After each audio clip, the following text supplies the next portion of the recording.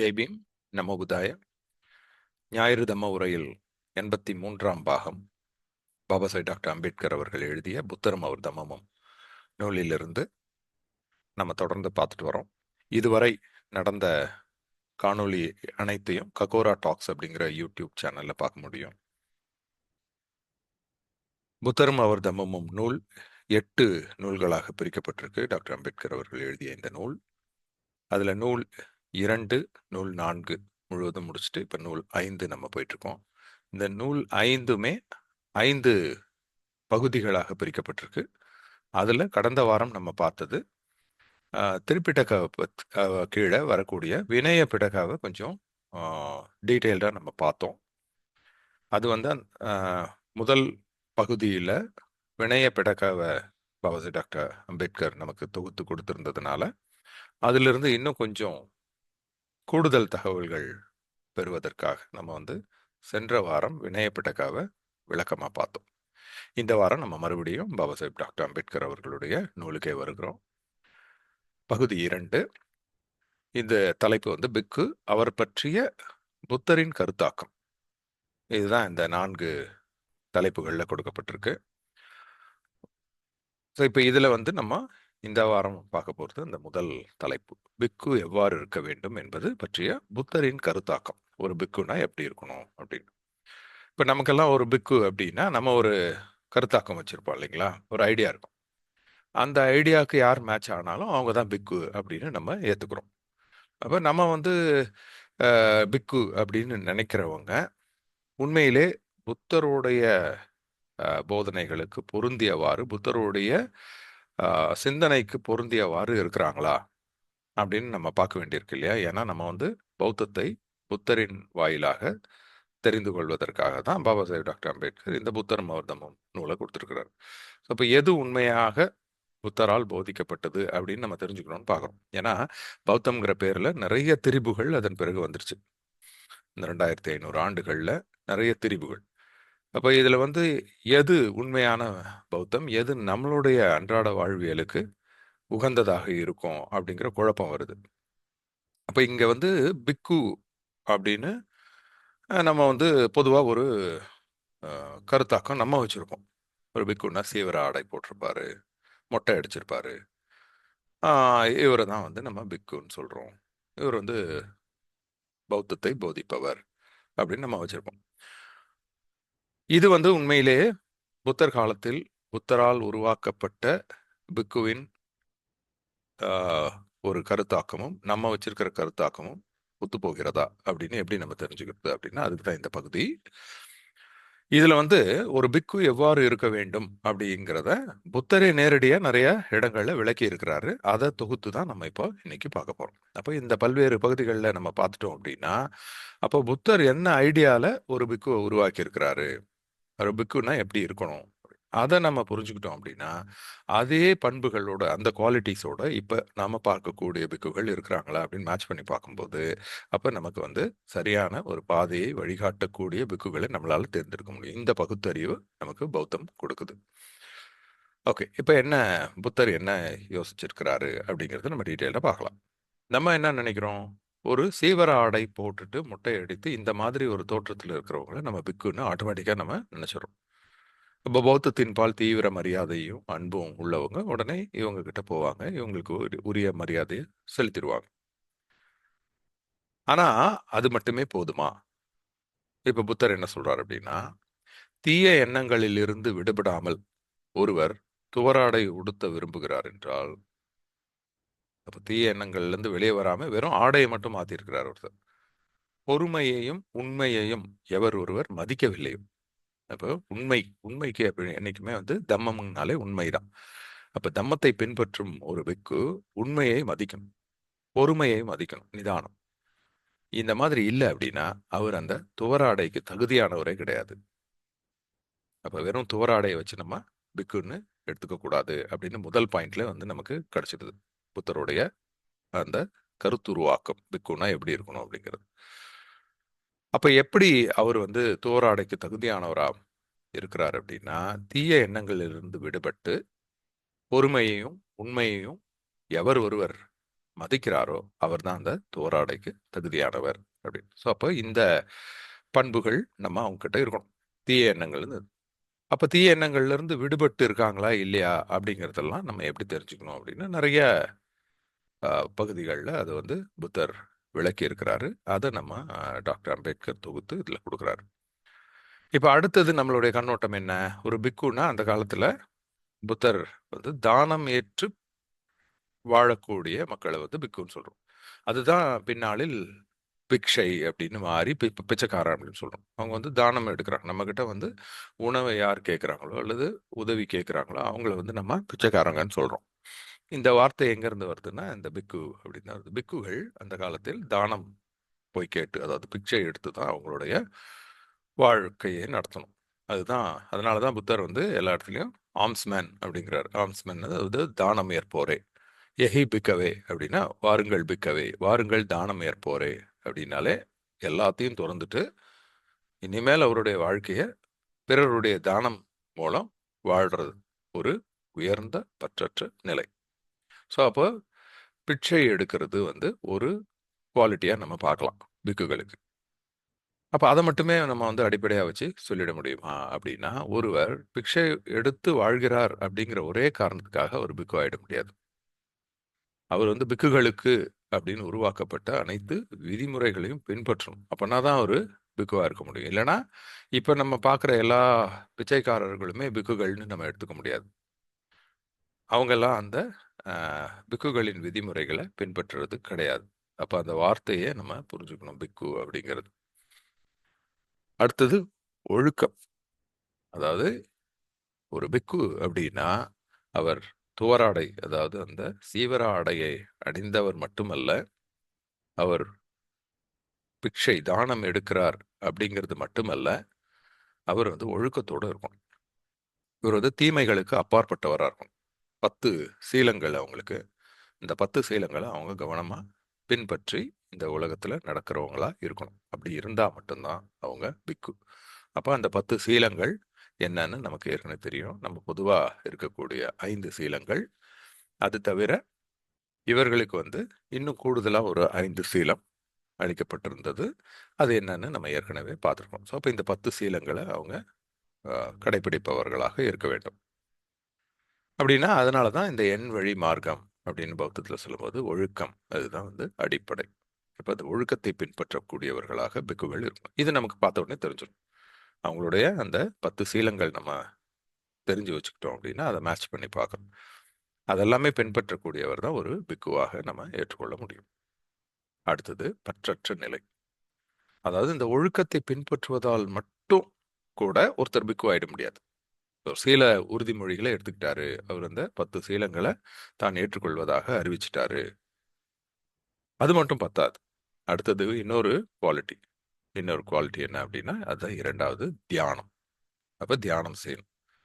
ஆனா அதே சமயத்துல தியானத்தில் தன்னை மறந்து இருப்பதால் மட்டும், தனியாக படுத்து உறங்குவதால் மட்டும் ஒரு பிக்குவால விடுதலையின் இன்பத்தை அடைய முடியாது. விடுதலை இன்பம்னா லிபரேஷன், அதாவது இந்த பௌத்த நிலை, புத்த நிலை. அந்த புத்த நிலையில் இருக்கக்கூடிய அந்த இன்பம் அது சாதாரண உலக மக்களுக்கு, சாதாரண உலக வாழ்க்கையில ஈடுபட்டிருக்கிறவங்களுக்கு அனுபவிக்க முடியாத ஒரு உயர்ந்த இன்பம். அது பேரின்பம். இந்த பற்றற்ற நிலையை யார் ஒருத்தர் அடைகிறாரோ அவர் மட்டும்தான் பிக்குவாக இருக்க முடியும். அப்ப இப்ப நமக்கு வந்து ஒழுக்கம், தியானம், பற்றற்ற நிலை இதெல்லாம் இருந்தா மட்டும்தான் நம்ம பிக்குவா எடுத்துக்க முடியும். அப்போ அப்படிப்பட்ட பிக்குவின் பேச்சு ரொம்ப இனிமையா இருக்கும் நம்ம கேட்கறதுக்கு. ஏன்னா அவர் வந்து ரைட் ஸ்பீச்ங்கிறது நாவை அடக்குபவர். நம்ம வாய்க்கு வந்த மாதிரிலாம் பேசிட முடியாது. அறிவார்ந்த வாய்ஸ் டாக்கா இருக்கும். அதே சமயத்தில் நிதானமாக பேசுவார். தம்மத்தின் அர்த்தத்தை எல்லாருக்கும் போதிப்பவர். இப்படியாக அந்த பிக்கு இருப்பார். இதை பார்த்து நம்ம புரிஞ்சுக்கலாம். அவர் வந்து தம்மத்தில் வாழ்வார். தம்மத்தை இன்பமாக கருதி அதிலே திளைத்து இருப்பார். He takes delight in தம்மா. அடுத்தது தம்மத்தை நினைவு கூறுபவர். அடிக்கடி அந்த தம்ம வாழ்வியலை எல்லாருக்கும் சொல்லி நமக்கு வந்து நினைவு கூறுவார். அதையே நினைவு கூர்ந்துகிட்டே இருப்பார். இந்த மாதிரி இருக்கும்போது அவர் தம்மத்தை விட்டு எப்போதும் விலகுவதில்லை. இப்ப நம்ம ஒரு சில பிக்குகள் கேள்விப்படுறோம். அவர்கள் பிக்குகள் கூட தவறுகளை செஞ்சுட்டு அதன் மூலம் நமக்கு வந்து செய்திகள் வருது. அப்ப அந்த மாதிரி அப்படின்னா அவங்கெல்லாம் வந்து உண்மையான பிக்குகள் கிடையாது. இதை நம்ம ஐடென்டிஃபை பண்ணி புரிஞ்சுக்கணும். ஏன்னா ஒரு பிக்கு எப்பயுமே தம்மத்திலே வாழ்ந்துட்டு இருப்பார். அது அது ஒரு அதனாலதான் தம்மம்ங்கிறது ஒரு சக்கரம்னு சொல்றோம். அது சுழற்சி. அது திரும்பி திரும்பி ஒரு தடவை நான் தம்மத்தின் பாதையில் போயிட்டேன், நான் 10 சீலத்தை பின்பற்றி நடந்துட்டேன், அவ்வளவுதான், அப்ப நான் பிக்கு ஆயிட்டேன், இனிமேல் நான் எப்படி வேணா இருக்கலாம், அப்படி கிடையாது. அது கண்டினியூஸ் சைக்கிள். அதனாலதான் அந்த எண்வழி மார்க்கம் அப்படிங்கிறது ஒரு தம்ம சக்கரமாக அது இருக்கிறது. அப்ப இவரு அதுல இருந்து விலகி வரவே முடியாது. அந்த சக்கரத்திலே தான் திருப்பி திருப்பி சுழன்று கொண்டு இருப்பாங்க. அதுதான் தம்ம சக்கரம். ஒரு பிக்கு தனக்கு கிடைச்சதை வெறுத்துடக்கூடாது. என்ன இவ்வளவுதான் கிடைச்சிருக்கு, இதெல்லாம் வேணாம் அப்படின்னு எதுவுமே அவரு அந்த வெறுப்பே இருக்காது. அதனாலதான் புத்தர் அந்த காலத்துல உப்பு கூட இவங்க வந்து பிக்குகள் எடுத்துட்டு போகக்கூடாதுன்னு சொல்லுவார். இப்போ தானம் ஏற்க போறாங்க, ஒரு வீட்டுல சாப்பாடு கொடுக்குறாங்க அப்படின்னா அதுல என்ன உப்பு போடப்பட்டிருக்கோ அதுதான் இவங்களுக்கு. இவங்களோட சுவைக்கு ஏத்த மாதிரி அதுல அடிஷனலா உப்பு கூட சேர்க்கக்கூடாது. அப்ப இது என்ன உப்பு இல்ல, இதெல்லாம் ஒரு சாப்பாடா அப்படின்னு அவர் வெறுக்கவே முடியாது. தனக்கு என்ன கிடைக்குதோ அதை வந்து வச்சுக்கிட்டு அவர் நிம்மதியா இருக்கணும். அதை வெறுக்கக்கூடாது. அப்படி அந்த வெறுப்பு வந்துருச்சுனால அப்ப ஏதோ ஒரு மனதுல வெறுப்பு இருக்குன்னு அர்த்தம். அப்ப அதை எதிர்பார்த்ததுனால தான் இது கிடைக்காம போன உடனே அது மேல வெறுப்பு வருது. அத்தகைய வெறுப்பே இருக்கக்கூடாது. அதுதான் பற்றற்ற நிலை. எந்த ஒரு புலன் இச்சைகளுக்கும் பற்று வச்சுட்டோம் அப்படின்னா அது ஒரு கண்டினியூஸ் சைக்கிள். அது நம்மளை திருப்பி திருப்பி திருப்பி அதிகமாக்கிக்கிட்டே அந்த பற்று பின்னாடி போயிடும். பற்று தான் நமக்கு துன்பத்துக்கு காரணம்னு புத்தர் சொல்றாரு. அப்போ தனக்கு கிடைத்ததை வெறுக்காம, தனக்கு கிடைச்சதை வெறுக்கல, தானே நிம்மதியா இருக்கும், அது கிடைத்ததே போதும் அப்படின்னு நினைச்சா அடுத்தவங்களோட கம்பேர் பண்ண மாட்டோம். நமக்கு கிடைச்சத நம்ம வந்து வெறுக்கிறதுனால தான் நம்ம அடுத்தவங்களுக்கு கிடைச்சதை வந்து விரும்ப ஆரம்பிக்கிறோம். அப்போ அவங்களுக்கு மட்டும் அதிகமாக கிடைச்சிருக்கு உடனே அப்போ அவங்க மேல பொறாமை வருது. நம்மளுக்கு ஒரு நிம்மதியற்ற நிலைமையா இருந்துருது. அப்ப இந்த அடுத்தவர் மேல பொறாமைப்படும் ஒரு பிக்கு மன நிம்மதியோட இருக்க முடியாது. இது ஒரு குவாலிட்டி. ஒரு பெருமைக்குரிய பிக்குன்னா எப்படி இருக்கணும் அப்படின்னா, அவர் ஒரு தூய்மையான வாழ்க்கையை வாழ்வார். தூய்மையான வாழ்க்கைங்கிறது அந்த 10 சீலங்களை இம்மி அளவும் பிசகாமல் அதுல வாழ்ந்துட்டு நமக்கெல்லாம் முன்னுதாரணமா இருக்கிறவர் தான் ஒரு பிக்கு. அதே மாதிரி சோம்பேறித்தனம் இருக்காது. பிக்குகள் அந்த காலத்துல தொடர்ந்து அவங்க வந்து பயணம் செஞ்சுக்கிட்டே இருப்பாங்க ஒரு இடத்துல இருந்து இன்னொரு இடத்துக்கு. மழைக்காலம் தவிர மீதி எல்லா காலங்கள்லயும் அவங்க ஒரு இடத்துல இருந்து இன்னொரு இடத்துக்கு போவாங்க. அதே மாதிரி உப்போசதா நாட்கள் தவிர மீதி எல்லா நாட்கள்லயும் அவங்க மக்களை போய் சந்திப்பாங்க. இந்த மாதிரி சுறுசுறுப்பாக இயங்கிக் கொண்டிருக்கிறவர்கள், அதுவும் எல்லாமே கால்நடையா தான் போவாங்க. புத்தர் தன்னுடைய 45 ஆண்டு கால தம்ம பிரச்சார பணியில இருக்கும் பொழுது ஒரு முறை கூட அவர் வந்து எந்த ஒரு வாகனத்தையும் பயன்படுத்தியது கிடையாது. இத்தனைக்கும் அந்த காலத்துல மன்னர்களுடைய ஆதரவு இருந்தது. மன்னர்கள்லாம் பெரிய பெரிய தேர்களையும் ரதங்களையும் அழைத்து அவரை கூட்டிட்டு வர்றதுக்கு தயாரா இருந்தாங்க. ஆனா எப்பயுமே அவர் வந்து வாகனங்களை பயன்படுத்தியது கிடையாது. அதுதான் வந்து பௌத்த நூல்கள்ல நமக்கு கிடைக்கிற ஆதாரம். அப்ப இந்த பிக்குகள் எல்லாருமே சோம்பேறித்தனம் இல்லாமல் சுறுசுறுப்பாக இயங்கக்கூடியவர்கள். சிறிதளவு கிடைத்தாலும் அதை வெறுக்காம அதை வந்து ஏற்றுக்கொள்வார்கள். இத்தகைய பிக்குகளை எல்லாரும் போற்றுவார்கள் அப்படின்னு. இப்ப இந்த இடத்துல வந்து பாபாசாஹ் டாக்டர் அம்பேத்கர் அவர்கள் எழுதிய புத்தன் முதம் நூல்ல இத்தகைய பிக்குவை கடவுள் கூட போற்றுவார்கள் அப்படின்ற வார்த்தை வருது. Even the gods will praise them அப்படின்னு. அப்ப இதுல வந்து காட்ஸ் அப்படின்னா அப்ப புத்தர் வந்து கடவுள்களை ஏற்றுக்கொண்டாரா அப்படின்னா அப்படி கிடையாது. என கடவுள் நம்பிக்கையை பத்தி கடுமையான விவாதத்தை கொண்டு வந்தவர் புத்தர். அவர் வந்து பகுத்தறிவு பிரச்சாரம் செய்த முதல் மனிதர். அப்ப அப்படி இருக்கும்போது இங்க கடவுள் கூட போற்றுவார் அப்படின்னா அப்ப கடவுளுடைய இருப்பை அவர் வந்து ஏற்றுக்கொள்கிறாரான்னா அப்படி கிடையாது. இங்க என்ன அப்படின்னா இங்க வந்து ஏற்கனவே நீங்க வந்து கடவுள்னு நினைக்கிறீங்களே, அத்தகைய கடவுள் கூட இவர்களை போற்றுவார் அப்படின்னா இவங்க என்ன குவாலிட்டிஸ், அந்த குவாலிட்டிஸை தான் அவர் வந்து எஸ்டாப்ளிஷ் பண்ணணும்னு நினைக்கிறார். இதை வந்து நம்ம இன்னொரு கதை மூலமா கூட தெரிஞ்சுக்க முடியுது. அதாவது அந்த ஒரு ஒரு நபர் வந்து அவங்க தந்தை இறந்த உடனே புத்தர்கிட்ட வந்து ஏதாவது சடங்குகள் செய்து இவரை வந்து சொர்க்கத்துக்கு அனுப்புங்க அப்படின்னும் போது புத்தர் வந்து சொர்க்கம்னு ஒன்றும் இல்லை, நரகம்னு ஒன்றும் இல்லைன்னு அவனுக்கு போதனை செய்யல. அதை விட்டுட்டார். அது உன்னோட நம்பிக்கை எப்படி இருந்துட்டு போகுது.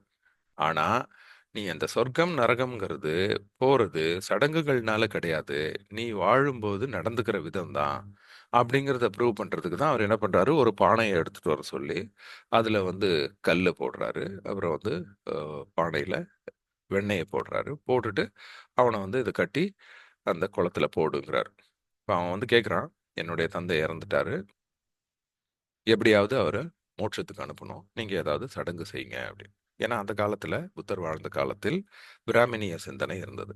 பிராமணிய சிந்தனை என்ன சொல்லுது? அது வந்து ஆன்மா இருக்கு. இந்த ஆன்மாக்கு அழிவு கிடையாது. ஒரு மனிதன் இறந்துட்டான்னா, அவன் ஆன்மா வந்து போய் சொர்க்கத்துக்கோ, நரகத்துக்கோ போகும். அதுக்கப்புறம் கடவுளுடைய அடிப்படையில் அது வந்து மறுபிறப்பு எடுக்கும். அப்ப போன ஜென்மத்து பாவ புண்ணிய கணக்க வச்சு, அந்த ஆன்மா மூலம் மறுபிறவி அடைந்து, இன்னொரு பிறவியா பொறந்துருவாங்க.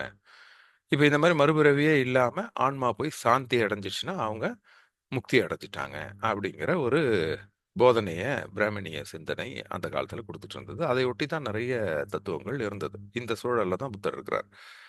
அப்ப இவங்களுக்கெல்லாம் மக்கள்லாம் என்ன நினைக்கிறாங்க அப்படின்னா, என்ன வேணா செய்யலாம். செத்த பிறகு போயி சடங்குகள் செஞ்சுட்டோம் அப்படின்னா, உடனே சொர்க்கத்துக்கு போயிடும் ஆன்மா. அப்ப அவர் நிம்மதியா இருப்பாரு. அவருடைய ஆன்மா வந்து போய் சாந்தி அடைஞ்சிரும். இல்லன்னா, அவரு வந்து ஒரு நல்ல பிறவியில இருந்துக்குவாரு. இல்லன்னா, ஆன்மா வந்து அப்படியே சாந்தி அடையாம அலைஞ்சுச்சுன்னா, அவங்களுடைய உறவினர்கள நம்மள வந்து தாக்கிரும். அப்படிங்கிற பயத்துல தான் இவங்க போய் திதி குடுக்கறது, சடங்கு செய்யறது. இந்த மாதிரியான ஒரு புரிதல் இருந்த காலம் அது. அப்ப இந்த இடத்துல மனுஷன் தன்னுடைய வாழ்நாள்ல நல்லபடியா நடந்துக்கணும். அதுதான் எந்த ஒரு தத்துவமுமே சொல்லணும். அவன் எப்படி வேணாலும் இருந்துடலாம். ஆனா செத்த பிறகு அவனுக்கு ஒரு சில சடங்குகள் செஞ்சா, அவன் வந்து நல்லா ஒரு நிலைய அடைஞ்சிருவான். அப்படின்னு ஒரு தத்துவம் இருந்ததுன்னா, எப்படி அது மனிதனுடைய வாழ்க்கை முறைய செம்மைப்படுத்தும்? அப்படி இருக்க முடியாது இல்லையா? அதனால தான் புத்தர் வந்து அந்த சித்தாந்தத்தை சேலஞ்ச் பண்றாரு அவரோட காலத்துல. அப்ப இவர் குடுக்கிற போதனைகள் வந்து அன்றாட வாழ்க்கைக்கு பயனளிக்கக்கூடிய வகையில இருந்தது. அப்ப இவங்கிட்ட வந்து அ என்ன சொல்றாரு அப்படின்னா, "சரி, உங்க அப்பாவ வந்து நீ சொர்க்கத்துக்கு அனுப்பணும்னு நெனைக்கிற. நான் சொல்ற மாரி செய்யு" அப்படின்னு சொன்ன உடனே, அவனும் வந்து ரொம்ப சந்தோஷப்பட்டுறான். அப்ப ஏதோ ஒரு சடங்கு செய்ய போறார் போல இருக்கு. "போய் ஒரு பானை எடுத்துட்டு வா" அப்படின்னா, பானை எடுத்துட்டு வரான். ரொம்ப சந்தோஷமா. ஏன்னா பானைய வச்சு ஏதோ ஒரு சடங்கு செய்றாரு. அதுல கொஞ்சம் கல்லு போடணும்னு அவனும் செய்றான். ஏன்னா இந்த மாரி தானே நமக்கு வந்து நெறைய சொல்றாங்க. இந்த இத எடுத்துக்கோ, அந்த புல்ல எடு, அத இப்படி இது சுத்தி உன் விரல்ல கட்டு. அந்த மாரி நெறைய அ ச சடங்குகள் செய்வாங்க. அப்ப அந்த மாரி சடங்குகள்லாம் செய்யும்போது நமக்கு ஒரு சந்தோஷம் இருக்கு. ஏதோ ஒரு காரணம் இருக்கு. அதே மாரி தான் அவனுக்கும், ஓகே, அப்ப இதுல ஏதோ ஒரு கல்லெல்லாம் போட்டா, அதுல வந்து ஒரு சடங்கு போல இருக்கு. அப்ப அப்பா வந்து மோட்சத்துக்கு போயிடுவாருன்னு சொல்லிட்டு சந்தோஷமா கல்லெல்லாம் எடுத்து போடுறான். அதுல கொஞ்சம் வெண்ணெயும் போடுன்னு சொல்றாரு. அதையும் போடுறான். எல்லாத்தையும் நல்லா மேல வந்து ஒரு அ அ இத வச்சு அத எடுத்து அந்த பானைய, "நீ வந்து இப்போ ஒரு துணி வச்சு கட்டு" அப்படிங்கிறாரு. கட்டிர்றான். மூடிடுச்சு. இப்ப அப்படியே தூக்கி அந்த குளத்துல போடு அப்படின்னு குளத்துல போட்டான். போட்ட உடனே அப்பாடா! ஏதோ ஒரு சடங்கு செஞ்சுட்டோம். இப்போ இனிமேல் மோட்சத்துக்கு அப்பா போயிடுவாருன்னு நெனச்சுட்டு அவன் கெளம்பும்போது அவன இருக்க சொல்றாரு. "இரு, ஒரு நீண்ட குச்சிய எடு" அப்படிங்கிறார். குச்சிய எடுக்குறான். எடுத்தோனே அந்த தண்ணிக்குள்ள ஒரு பானைய போட்டல்ல, அந்த பானைய போய் உடை அப்படின்னு. ஸோ இவனும் அந்த குச்சிய எடுத்துட்டு போய் உடைக்கிறான். உடைச்ச உடனே, அப்ப அதுல இருக்கிற வெண்ணெய் மட்டும் அப்படியே மேல திரண்டு வந்துருது. கல்லு கீழ போயிடுது. இப்ப அவன கூப்பிட்டு கேள்வி கேட்கிறாரு. இவ்வளோ நேரம் ஏதோ சடங்கு செஞ்சுட்டோம்னு நினைச்சிட்டு இருந்தவனுக்கு இப்ப கேள்வி. என்ன அப்படின்னா, இப்ப நீ உடைச்ச பானையில கல்லு என்ன ஆச்சு? அது மேல வந்துச்சான்னா, இல்ல கல்லு கீழ போயிடுச்சு. வெண்ணெய் என்னாச்சு? வெண்ணெய் மேல வந்துருச்சு. ஏன்?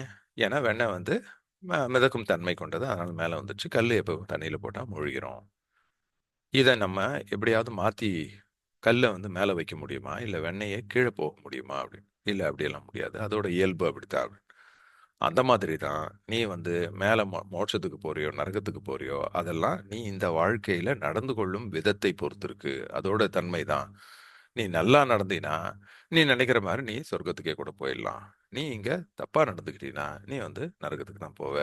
அப்படின்னு அந்த வாழ்க்கையில் நடக்கக்கூடிய விஷயத்த அவனுக்கு வந்து ஃபோக்கஸ் பண்றாரு. சொர்க்கம், நரகம் அங்க இருக்கு, இல்லங்கிறத அவரு அங்க சொல்லவே இல்ல.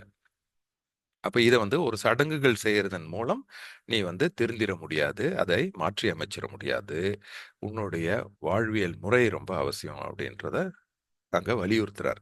அப்ப இந்த மாரி ஏன்னா நெறைய மூட நம்பிக்கைகள்ல மூழ்கி போய் இருந்த அந்த மக்கள, அவங்கள வந்து கொஞ்சம் கொஞ்சமா வெளியில கொண்டு வர்றதுக்கு பல்வேறு யுக்திகள கையாண்டிருக்கிறார் புத்தர். சின்ன சின்ன உவமைகள், உதாரணங்கள், சிறிய கதைகள், அப்புறம் டெமான்ஸ்ட்ரேஷன்ஸ். இப்ப நம்ம சொன்ன கதை வந்து அது ஆக்சுவலா ஒரு பிராக்டிகல் டெமான்ஸ்ட்ரேஷன். அப்ப இந்த மாதிரி சொல்லி புரிய வைக்கிற சமயத்துல தான் அவர் வந்து அவர்களுடைய கடவுள் நம்பிக்கை இருந்துச்சுன்னா, நீ கடவுள்னு நினைக்கிற ஆள் கூட இந்த மாதிரியான வாழ்வியல தான் பாராட்டுவாரே தவிர, நீ வந்து என்ன மாதிரி வேணா இருந்துக்கலாம். கடவுள மட்டும் நீ வந்து வணங்குனா, உனக்கு கடவுள் வந்து நல்லது செஞ்சுருவாருன்னு நினைக்காத அப்படின்றத வலியுறுத்துறது தான் இது. அதனால இந்த கடவுள்கள் கூட போற்றுவார்கள் அப்படிங்கிற வார்த்தையை நம்ம வந்து நேரடியா கடவுள் நம்பிக்கைன்னு நினைச்சு பௌத்தத்துல கடவுள் இருக்குன்னு குழம்பிடக்கூடாதுங்கிறதுக்காக இந்த விளக்கத்தை நான் சொல்றேன். இத வந்து பெரியார்தாசன் அவர்களுடைய அந்த தமிழ் மொழிபெயர்ப்புல அந்த வார்த்தையை தவிர்த்துடுறாங்க அவங்க. பட் அத தவிர்க்கிறத விட, அத வந்து என்ன காரணம் அப்படிங்கிறத நம்ம புரிஞ்சுக்கிட்டோம்னா, இன்னும் சுலபமாக இருக்கும் அப்படிங்கிறதுனால, நான் அந்த வார்த்தையை அப்படியே பிரயோகித்து, அதற்கான விளக்கத்தையும் நான் குடுத்துட்டேன். ஓகே. அடுத்தது நம்ம மீண்டும் தொடருவோம். அப்ப இந்த பிக்கு எப்படி இருக்கார்ன்னா, தன்னுடைய சுய அடையாளத்தை இழந்துருவாரு. ஒரு ஈகோ. நான் இப்படி இது நான் சொல்றது தான் கரெக்ட்டு. நான் அப்படிங்கிற அந்த அகந்தை, தன்னுடைய பேரு, உருவம் அதையெல்லாம் அடையாளப்படுத்திக்காம எந்த இழப்பையும் அவர் வந்து நினைச்சு வருத்தப்படாம, அத அப்படியே ஏற்றுக்கொள்ளக்கூடிய மனநிலையில வாழக்கூடியவர் தான் ஒரு பிக்கு. ஒரு அன்பா நடந்து கொண்டு, புத்தருடைய போதனைகள்ல இன்பம் காணும் பிக்கு நிப்பானாவ அடையறார். நிப்பானானா என்ன? நிப்பானானா என்ன அப்படின்னா, புலன் இச்சைகளிலிருந்து விடுபடுறதுனால கிடைக்கும் இன்பம். எப்பயுமே நமக்கு வந்து ஒரு சாதாரண புரிதல் என்ன அப்படின்னா, புலன் இச்சைக்கு நம்ம வந்து தேவையானத குடுத்தோம்னா, அது இன்பம்னு நெனைக்கிறோம். இப்போ ஒரு ஸ்வீட் சாப்பிடணும்னு நெனைக்கிறோம். அத போய் சாப்பிட்டோம் அப்படின்னா, அதுல கிடைக்கிற அந்த இன்பம் தான் இன்பம் அப்படின்னு நெனைக்கிறோம்.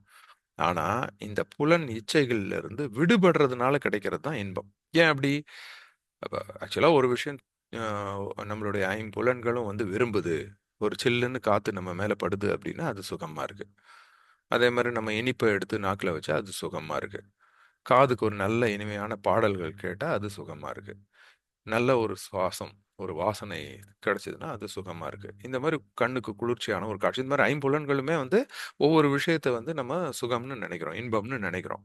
அப்ப அதுதானே இன்பம். அதுலருந்து விடுபடுறது எப்படி இன்பம் அப்படின்னா, இந்த புலன் இச்சைகள்னால் கிடைக்கக்கூடிய இன்பம்ங்கிறது வந்து தற்காலிகமானது. அது வந்து உடனே போயிடும். மறுபடியும் அத கேட்கும். இது வந்து இந்த தொடர்ச்சி. இது வந்து எந்த சமயத்திலயும் நம்மளால திருப்தி அடையவே முடியாது. இந்த இன்பம் அப்படிங்கிறது மனம் சார்ந்தது தானே ஒழிய, வெளியிலிருந்து கிடைக்கக்கூடிய பொருள்கள் சார்ந்தது கிடையாது. அப்படிங்கிறத நம்ம புரிஞ்சுக்க முடியுது. அதுதான் முதல் புரிதலே. இந்த துக்கம் அப்படிங்கிறது என்ன அப்படின்னு அந்த ஃபர்ஸ்ட் நோபல் ட்ரூத்லே நம்ம விரும்புறது கிடைக்காம போயிடுச்சுனாலோ, அல்லது வெறுக்கிறது நம்மை வந்து அடைஞ்சிருச்சுனாலோ, இதுதான் துக்கம் அப்படிங்கிற அந்த டெஃபினிஷன். அப்ப நீங்க எவ்வளோதான் நீங்க வந்து நமக்கு தேவையானது கிடைச்சுக்கிட்டே இருந்தா கூட, நம்ம மைண்ட் என்ன பண்ணும்? இன்னும் கொஞ்சம் வேணும், இன்னும் கொஞ்சம் வேணும். அது போர் அடிச்சிரும் கொஞ்ச நாள்ல. இல்லன்னா இன்னும் கொஞ்சம் வேணும் அப்படின்னு நம்ம கேட்டுக்கிட்டே இருப்போம். இது வந்து ஒரு கன்டினியூவஸ் சைக்கிள். அப்படிதான் நம்மளுடைய மனம் இயங்குது. இத ஃபர்ஸ்ட் புரிஞ்சுக்கிட்டா மட்டும் தான் நம்ம அதுலருந்து வெளிய வர முடியும். அப்ப இந்த புலன் இச்சைகள் கேட்கிறத கொடுப்பதன் மூலம் நம்மளால வந்து திருப்தி அடையவே முடியாது. சயின்டிஃபிக்கா பார்த்தாலும் இதத்தான் வந்து டோபமைன், செரோட்டோனின்னு சொல்றோம். இந்த டோபமைன் குடுக்கறது வந்து ஒரு இன்பம் தான். டோபமைன் எப்ப கிடைக்கும் அப்படின்னா, நமக்கு ஏதாவது ஒரு விஷயம் வேணும் அப்படின்னா, உடனே அத ரீச் பண்றதுல கிடைக்குது. ஆனா, அந்த டோபமைன் வந்து ஒரு சடனா கஷ்ஷா ரிலீஸ் ஆகும். அதுக்கப்புறம் உடனே ஃபால் ஆயிடும். திருப்பியும் அந்த டோபமைனோட மறுபடியும் அதனுடைய தூண்டுதல் நமக்கு தேவைப்படும். அதனால தான் நம்ம நெறைய விஷயங்களுக்கு அடிக்ட் ஆயிரும். ஒரு சோசியல் மீடியால ஒரு ரீல் பார்க்குறோம் அப்படின்னா, அத எடுத்து பார்த்த உடனே ஒரு டோபமைன் கஷ் வரும். அதுல ஒரு இன்பம் கிடைக்கும். நம்ம ஆனா அது திருப்தி அடையாது. மறுபடியும் அ அடுத்தடுத்த ரீலு. கொஞ்ச நேரம் பார்ப்போம். ஃபர்ஸ்ட்டு பார்த்தோன்னா ஒரு 1 நிமிஷம் தொடர்ந்து பார்த்த ரீல்கள போயி, இப்ப வந்து 30 செகண்ட். முதல்லலாம் வந்து வீடியோ அப்டின்னா, அ ஒரு 10 நிமிஷம் வீடியோன்னா தொடர்ந்து பார்த்துக்கிட்டு இருந்தோம். அப்ப வந்து அந்த 10 நிமிஷம் தொடர்ந்து பார்க்க முடியல. ஏன்னா, அது போர் அடிக்குது. உடனே அதோட ஃபாஸ்ட்டா இருந்து அடுத்த வீடியோ வந்தா நல்லாயிருக்கும் அப்டின்னு சொல்லிட்டு, இப்ப என்ன பண்ணாங்க, ஒரு 2 மினிட்ஸ்க்குள்ள வீடியோ இருந்தா தான், அது வந்து ஷார்ட்ஸ்ன்னு போட்டு அத போட்டாங்க. அப்ப அந்த 2 மினிட்ஸ் 1 மினிட் ஆயிடுச்சு. இப்ப பார்த்தா எல்லாமே வந்து 30 செகண்டுக்குள்ள இருந்தா தான் ஒரு வீடியோவ பார்க்குறாங்க. அப்ப எப்படி போயிட்டு இருக்கு பாருங்க. அப்ப ஃபாஸ்ட். இதெல்லாம் வந்து அந்த டோபமைனோட கஷ். எந்த ஒரு விஷயமுமே அ 30 செகண்டுக்கு மேல இருந்துச்சுன்னா, அது போர் அடிக்குது. அந்த நிலைமைக்கு நம்ம இப்ப வந்துட்டோம். அப்போ இதுதான் வந்து புலன் இச்சைகள்னு நமக்கு வந்து அத திருப்திப்படுத்துறதுனால திருப்தி கிடைக்கவே கிடைக்காது. அதிலிருந்து விடுபடுறது தான். நம்ம கண்ட்ரோல்ல இருக்கும். எது எனக்கு வேணும், எது எனக்கு வேணாம். ஒரு ரீல் பார்க்குறேன் அப்படின்னா, இந்த ஒரு காரணத்துக்காக பார்க்குறேன். நான் அதுலேருந்து வெளியில வந்துரணும். இந்த கவனம்.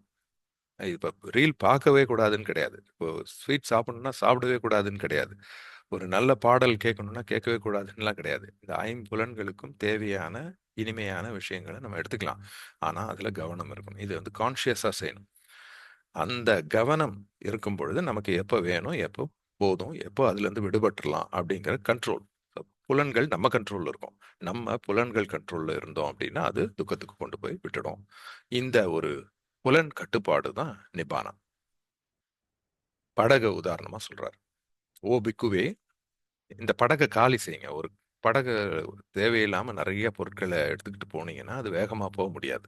தேவையில்லாததெல்லாம் தூக்கி வீசிட்டு, அத காலி செஞ்சுட்டு போங்க. அதே மாதிரி தான் உங்களுடைய மனசுல நெறைய ஆசைகளையும், வெறுப்புகளையும் நீங்க போட்டு வச்சுக்கிட்டு இருந்தீங்கன்னா, நிப்பானாவ நோக்கி போ முடியாது. அதெல்லாம் ஃபர்ஸ்ட்டு வெளியில எடுத்துறணும். அந்த விருப்பு, வெறுப்பு வெளியில எடுத்தோம் அப்படின்னா, ஈக்வானிமிட்டி சமமான மனநிலை கிடைக்கும். இந்த சமமான மனநிலையில நீங்க வாழ்க்கையை நடத்தும் பொழுது, சீக்கிரமா வந்து நிப்பானா போலாம். அப்பதான் அந்த பற்றற்ற நிலைய நம்ம அடைய முடியும். விருப்பு அல்லது வெறுப்பு இருந்துச்சுன்னா, எப்படி பற்றற்ற நிலை? பற்றுனாவே விருப்பு அல்லது வெறுப்பு 2 சேர்ந்தது தான் பற்று. ஒரு ஒரு வேணாம் ஒரு விஷயம் அப்படின்னா, அது வேணாம், வேணாம், வேணான்னு நம்ம விரும்புறோம். அதுவும் ஒரு வெறுப்பு தான். அது ஒரு பற்று தான். இது வரவே கூடாது. ஐயோ! அத பார்த்தாலே எனக்கு பிடிக்கல. அப்படிங்கிறது ஒரு பற்று. ஏன்னா, அது நம்மகிட்ட வரக்கூடாதுன்னு நெனைக்கிறோம். அதே மாதிரி ஒரு விஷயம் வேணும்னாலும் அது ஒரு பற்று. ஸோ இது 2மே தான் பற்று. விருப்பு அண்ட் வெறுப்பு. இந்த 2யுமே நம்ம துறந்தா மட்டும் தான், நம்ம நிப்பானாவை நோக்கி, அதாவது பற்றற்ற நிலையை நோக்கி நம்ம வேகமா முடியும் அப்படிங்கிறத படகு உதாரணமா சொல்றாரு. இன்னொரு உதாரணம் சொல்றாரு. ஒரு பிக்கு, அந்த பிக்கு நிலையில உயர்ந்தவராக மாறணும் அப்படின்னா, 5 தடைகள் அவருக்கு இருக்கும். இந்த 5 தடைகள அவர் துண்டிக்கணும். துண்டிச்சுட்டு அத கைவிட்டுடணும். துண்டிக்கிறதோட மட்டும் இல்ல. கட் பண்ணிட்டு திரும்பி மறுபடியும் அதில எடுத்துக்கக்கூடாது. அத அப்படியே கைவிட்டுறணும். அதை தாண்டி முன்னேறணும். அப்ப இந்த 3 விஷயமே கவனிக்கணும். 5 தடைகள துண்டிச்சுடணும். அதுக்கப்புறம் அத கைவிட்டுடணும். அப்புறம் அதை தாண்டி போகணும். என்ன அந்த 5 தடைகள் அப்டின்னா, இந்த 5 தடைகள கடந்து வர்றது தான் பிக்கு நிலை. இதுக்கு வந்து ஒரு உதாரணம் குடுக்குறாரு. ஒரு வெள்ளத்திலிருந்து ஒருத்தன் தப்பிச்சு மேல வரான் அப்டின்னு. ஸோ இந்த புலன் இச்சைகள்லாம் வந்து வெள்ளம் மாதிரி. நம்மள சுத்தி அப்படியே சூழ்ந்துகிட்டு இருக்கும். நம்ம பார்க்குற ஒவ்வொரு விஷயமும் நம்மள இழுக்கும். எல்லாமே ஒரு வெள்ளம் மாரி சூழலாம். அதுல கொஞ்சம் அசந்தா கூட நம்ம வெள்ளத்துல அடிச்சுட்டு ஓடிருவோம். அதுலருந்து மீண்டு வந்தா மட்டும் தான், அது ஒரு இன்ப நிலை. அது வந்து பேரின்பம். இத அடைஞ்ச பிறகு தான் அத எக்ஸ்பீரியன்ஸே பண்ண முடியும்.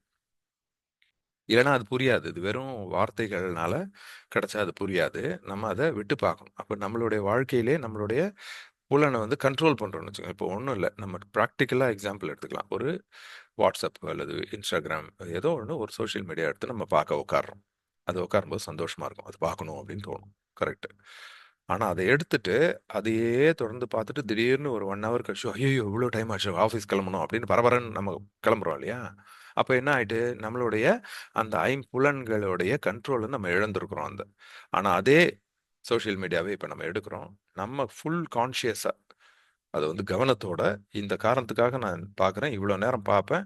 எனக்கு தேவையான தகவல் கிடைச்ச உடனே அத வச்சுருவேன். அப்படிங்கிற அந்த கட்டுப்பாடு இருந்ததுன்னு வச்சுக்கங்களேன், எவ்வளோ சந்தோஷமா உணர்றோம்னு நம்ம பார்க்கலாம். இந்த சந்தோஷம் தான். இது 2மே சந்தோஷம் தான். Instagram பார்த்துக்கிட்டு அப்படியே அதில மெய்மறந்து இருக்கிறது கூட ஒரு சந்தோஷம் தான். ஆனா அதே Instagramம பார்த்துட்டு போதும், இதோட நம்ம வச்சிடணும். நம்ம அடுத்தது கிளம்பணும். அப்படிங்கும்போதும் நமக்கு மனசுக்கு வந்து ஒரு திருப்திகரமான ஒரு சந்தோஷம் கிடைக்கும். 2மே சந்தோஷம் தான். என்ன அப்படி டிஃபரன்ஸ்னா, அந்த 2 சந்தோஷத்துக்கும் டிஃபரன்ஸ் இருக்கு சயின்டிஃபிக்காவே. முதல்ல கிடைக்கிற சந்தோஷம் டோபமைன்னால கிடைக்கக்கூடிய சந்தோஷம். 2வது வகை சந்தோஷம் செரோட்டோனின்னால கிடைக்கக்கூடிய சந்தோஷம். இந்த செரோட்டோனின்னால கிடைக்கக்கூடிய சந்தோஷத்துக்கும், டோபமைன்னால கிடைக்கக்கூடிய சந்தோஷத்துக்கும் என்ன வித்தியாசம் அப்டின்னா, டோபமைன்னால கிடைக்கக்கூடிய சந்தோஷம் பெருசா எஃபோர்ட் எல்லாம் போடாது. அப்படியே சோம்பேறித்தனமா உட்காந்துட்டு ஒரு விஷயத்த செஞ்சு, அப்படியே அதனால வரக்கூடிய ஒரு கஷ் ஆஃப் பிளஷர் அதுதான் வந்து டோபமைன். அதுல என்ன பிரச்சனைன்னா, அது வந்து ரொம்ப நேரத்துக்கு நிக்காது. அப்ப திருப்பி திருப்பி செய்யணும். 2வது தடவ செய்யும்போது, தடவ அளவுக்கு டோபமைன் செக்ரீட் ஆகாது. கொஞ்சம் கம்மியா செக்ரீட் ஆகும். அப்ப என்ன பண்ணும், நம்ம அத விட கூடுதலா எதிர்பார்க்கும் நம்ம பிரெயின். அப்ப இந்த ஒரு சுகம் இருக்கு இல்லையா?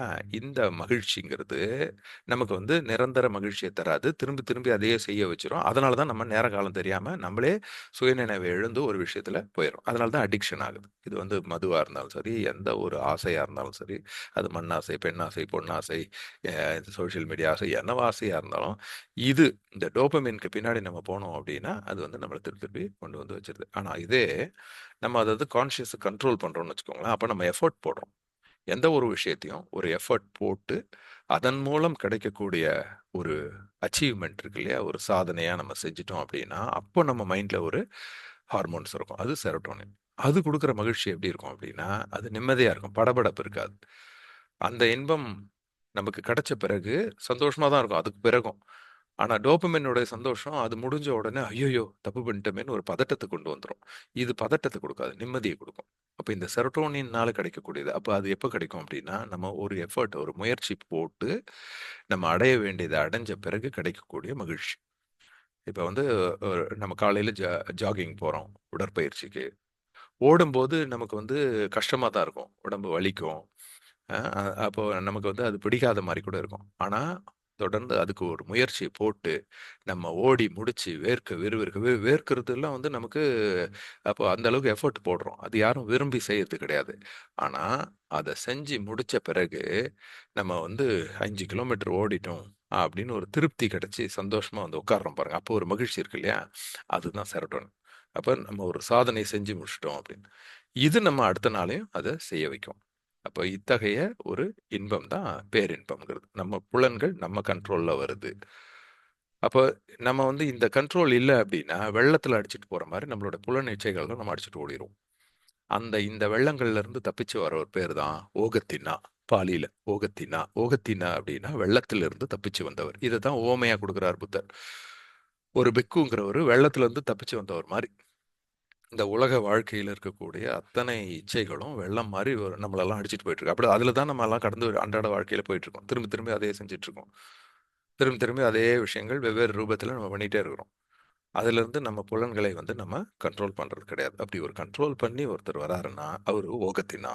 ஒரு பிக்கு வந்து ஓகத்தினா. வெள்ளத்திலிருந்து தப்பிச்சவர். என்ன அந்த தடைகள் அப்படின்னா, 5 தடைகள். இது சுட்ட நிபாத்தம் 1.5ல நமக்கு கிடைக்க விஷயம் இது. ராக, தோச, மோக, மான, மிச்சாதித்தி. இந்த 5 விஷயங்கள். அதாவது என்ன அப்படின்னா, ராக அப்படிங்கிறது காமம், ஆசை, விருப்பு, டிசையர். இது வந்து ராக. வெறுப்புங்கிறது தோச. அதாவது துவேஷம். நம்ம தமிழ்ல கூட சொல்லுவோம் துவேஷம். அது அது வந்து வெறுப்பு. குழப்பம், மோக, டெல்யூஷன். அ எது உண்மை, எது பொய்ன்னு தெரியாம ஒரு வித குழப்பம்.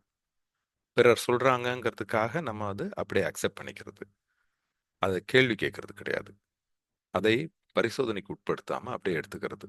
இதெல்லாம் வந்து குழப்பம். குழப்பமான ஒரு மனநிலை. இது வந்து மோகம். அடுத்தது வந்து தற்பெருமை, மான. அதான் அந்த மானம்ங்கிறது கூட அத வச்சு தான் வருது. அது வந்து தன்மானம்.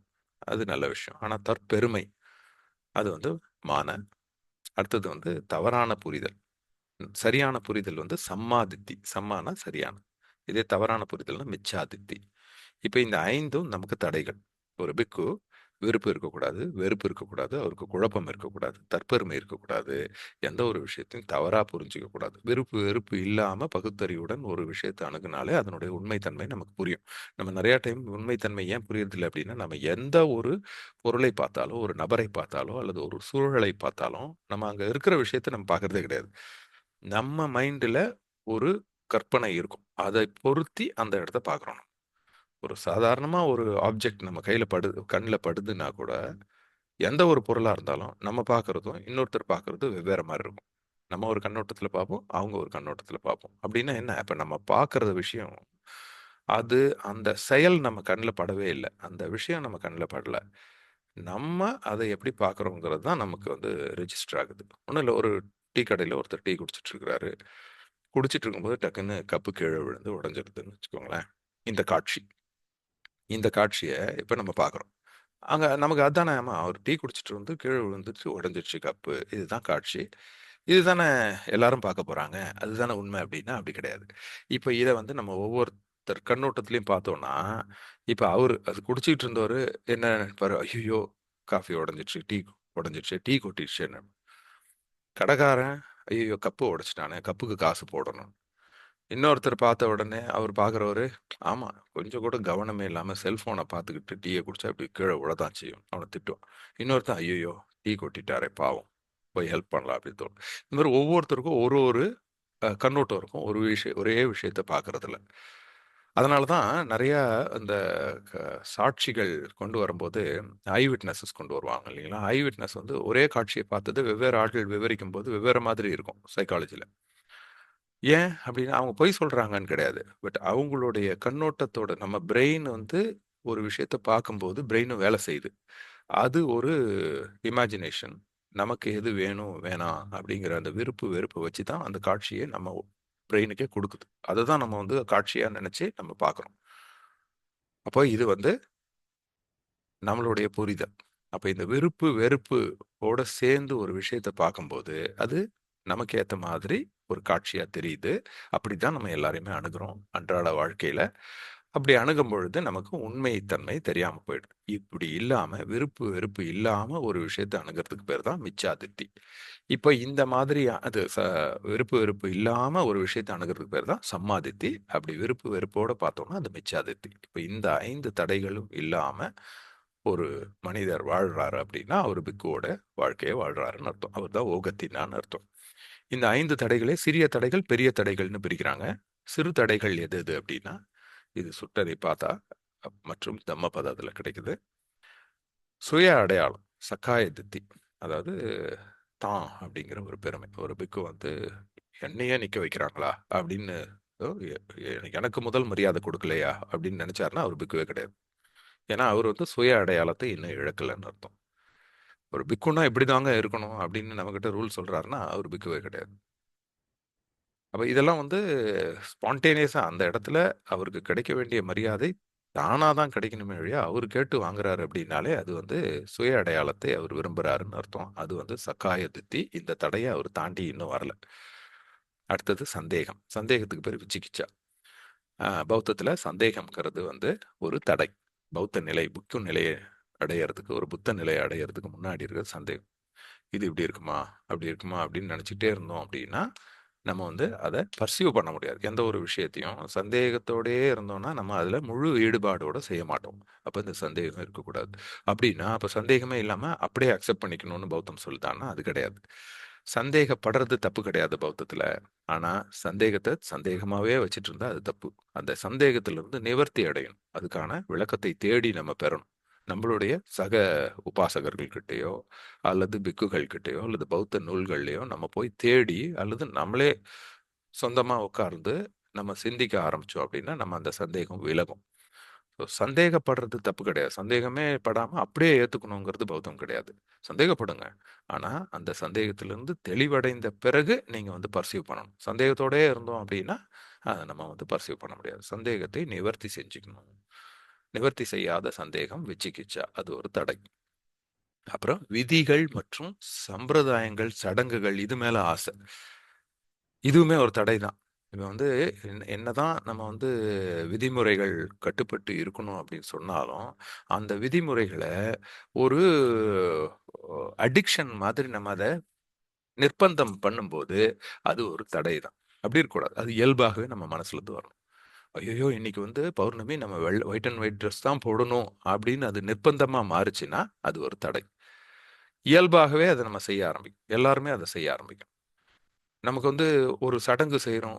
புத்தர் முன்னாடி மெழுகுவர்த்தி ஏத்துறோம், ஊதுவத்தி ஏத்துறோம், பூ போடுறோம், விழுந்து வணங்குறோம். அதெல்லாம் ரொம்ப சந்தோஷமா இருக்கு அப்படின்னா, அது வந்து சடங்குகள் மேல இருக்கிற ஆசை. அது வந்து தடை. அதெல்லாம் இருக்கவே கூடாது. இப்ப இங்க வந்து இதெல்லாம் செய்யணும் அப்படின்றதும் ஒரு தடை தான். இதெல்லாம் செய்யக்கூடாது அப்படிங்கிறதும் ஒரு தடை தான். எந்தெந்த விஷயங்கள் நம்மளுடைய பகுத்தறிவுக்கு உட்பட்டு அந்த இடத்துல அது தேவையோ அதை ஏற்றுக்கொள்வதும், தேவையில்லாதத நிராகரிக்கிறதும் இந்த ஒரு சிந்தனை சுதந்திரம் தான் உண்மையிலே வந்து பற்றற்ற நிலை. இது வந்து இப்படிதான் செய்யணும் அப்படின்னு யாருன்னா சொன்னாங்கன்னா, அது தவறு. நீங்க இத்தன தடவ 3 தடவ விழுந்து வணங்கணும் அப்படின்னா, அவங்க வந்து அந்த விதிகள் மற்றும் சடங்குகள் மேல ஆசை வச்சிருக்காங்கன்னு அர்த்தம்.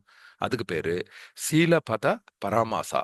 அதாவது சீலன்னா அந்த ரூல்ஸ். பத பாத். அந்த ரூல்ஸ் போட்டு அதன் மேல ஒருத்தன நடக்க சொல்லி நிர்பந்தம் பண்றது, அது ஒரு வகையான ஆசை. அத வந்து நமக்கு விருப்பமா இருக்கு அப்படின்னா, நம்ம அத வந்து அந்த சடங்குகள், சம்பிரதாயங்கள்ல நம்ம வந்து நம்பிக்கை வைக்கக்கூடாது அப்படிங்கிறது தான் இது ஒரு தடை தான்.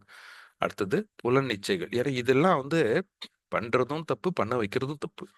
இந்த மாதிரி நிர்பந்தம் பண்றோம் அப்படின்னாலே, அவங்கள ஏமாத்துறதுக்கான வாய்ப்புகள் வந்துருது. அந்த நிர்பந்தத்தின் பேர்ல நம்ம வந்து ஒரு மாயை, ஒரு சந்தோஷம், ஒரு புலகாங்கிதம் அடையுது நம்ம மனசு அப்படின்னாலே, நம்ம ஏமாத்துறதுக்கு வழி வகுக்கிறோம்னு அர்த்தம். இப்ப எல்லாரும் நம்மள வந்து நல்லவங்களா தான் இந்த சூழல் இருக்கும், சுற்றுச்சூழல் இருக்கும்னு அவசியம் கிடையாது. ஒவ்வொருத்தனும் அவனுடைய பாதுகாப்பை அவன் தான் நிர்ணயிக்கணும். அதனால தான் உனக்கு நீயே ஒளியாயிரு.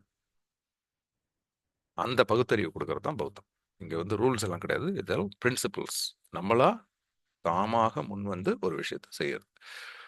அதனால ரூல்ஸுக்கும் பிரின்சிபிள்ஸ்க்கும் உள்ள வித்தியாசம். அடுத்தது புலன் இச்சைகள் மீதான ஆசை, காமச்சந்தம். இது வந்து நம்ம ஏற்கனவே பார்த்தோம். அந்த ஐம்புலன்கள் மேல ஒரு ஆசை வைக்கிறது வந்து காமச்சந்தோ. வெறுப்பு அல்லது கோபம், பயப்பாதம் அல்லது பதிக்க பதிக்க அப்படிங்கிறது கோபம். இதெல்லாம் வந்து சிறு தடைகள்.